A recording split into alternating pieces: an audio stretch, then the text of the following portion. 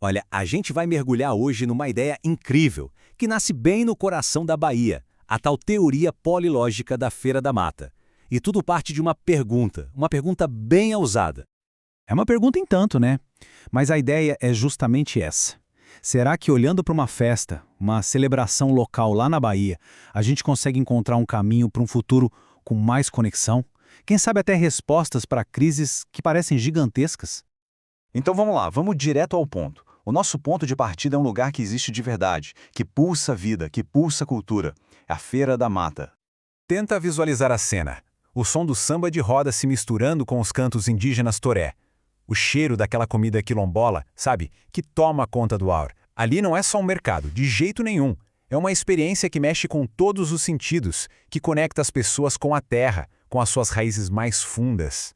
E o mais legal, o ponto central mesmo, é que a feira é uma criação de todo mundo junto. Pensa bem, indígenas, tupinambá, comunidades quilombolas, os moradores dali, todo mundo se junta para criar algo que é muito mais que um evento. É quase um manifesto vivo de que colaborar vale a pena, de que a cultura resiste. Ok, agora a gente precisa dar um passo para trás, sabe? Para enxergar a ideia maior por trás da feira. E para ajudar nisso, tem uma metáfora perfeita, a dos geoglifos. Imagina aqueles geoglifos antigos da Amazônia, ou as linhas de Nazca. Se a gente estiver lá no chão, do lado deles, o que se vê basicamente são uns riscos ou umas valas que parecem não significar nada. É uma visão quebrada, né? Parcial. Aí, quando a gente sobe, a perspectiva, uau, ela muda completamente. Aquelas linhas que pareciam soltas, de repente, formam desenhos gigantes, cheios de sentido. A harmonia toda aparece. Ou seja, é preciso ter uma visão de cima para entender o todo.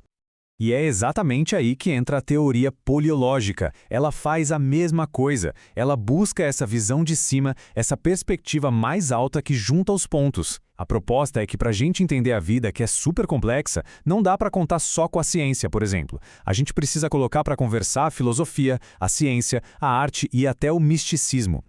Tá, mas e aí? Por que essa visão toda integrada é tão crucial, principalmente hoje? Bom, é porque a teoria diz que a gente está vivendo uma baita crise de desconexão. É como se a gente tivesse preso lá no chão, sabe? Olhando para os geoglifos e só vendo os pedaços, sem entender o desenho completo. E essa crise tem várias caras, que a gente até acha que são coisas separadas, mas não são. Pensa comigo, a crise ecológica, a social, a nossa crise interna de ansiedade, de falta de sentido, a crise ética, cultural, nada disso está solto. São todos sintomas da mesma coisa, de uma doença maior, a fragmentação. A análise que inspirou essa conversa usa umas palavras bem fortes para descrever essa sensação que a gente tem por dentro. Fala em falência de sentido e em uma desertificação da alma. Poxa, é pesado, né? É aquela sensação de vazio, de que falta um propósito. E a raiz de tudo isso tem nome. É o tal do isolamento ontológico. O que é isso?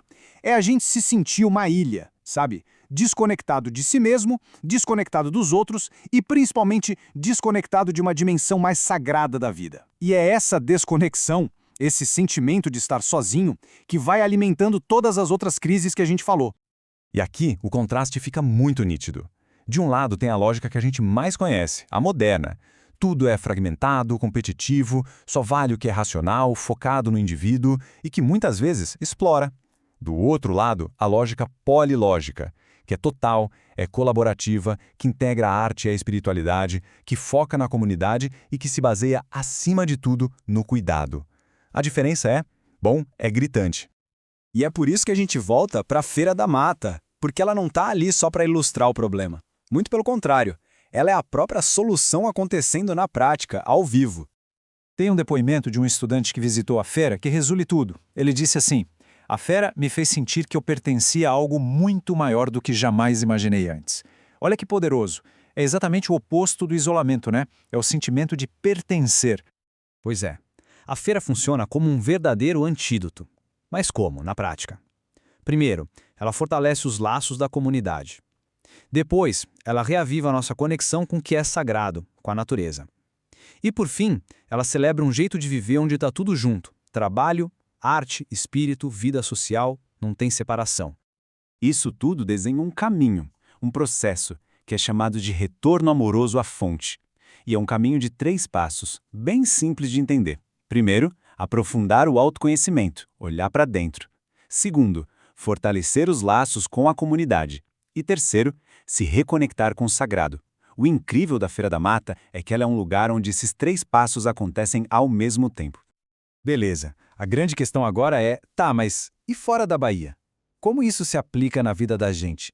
O que dá para aprender com a Feira da Mata para a gente tentar cultivar um mundo mais conectado, não importa onde for? E aqui está o pulo do gato. A lição não é sobre a feira em si, mas sobre os princípios por trás dela. A Feira da Mata não é um caso único que não dá para repetir. Pelo contrário, ela funciona como um modelo, um laboratório vivo de ideias que a gente pode adaptar e aplicar em muitos outros lugares. E que princípios são esses? Bom, a gente pode resumir em alguns pontos-chave. Primeiro, valorizar os saberes que vêm de antes, os saberes tradicionais. Depois, colocar a comunidade e a colaboração em primeiro lugar.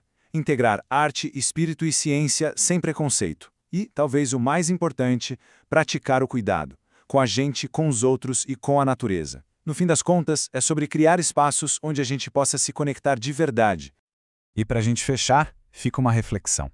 A Feira da Mata encontrou o seu núcleo sagrado ali, na união daquelas comunidades e na conexão delas com a terra. A pergunta que não quer calar é, e na nossa vida, no nosso dia a dia? Onde é que a gente pode encontrar, ou quem sabe mais importante ainda, onde é que a gente pode criar esses nossos próprios núcleos sagrados, esses espaços de reconexão?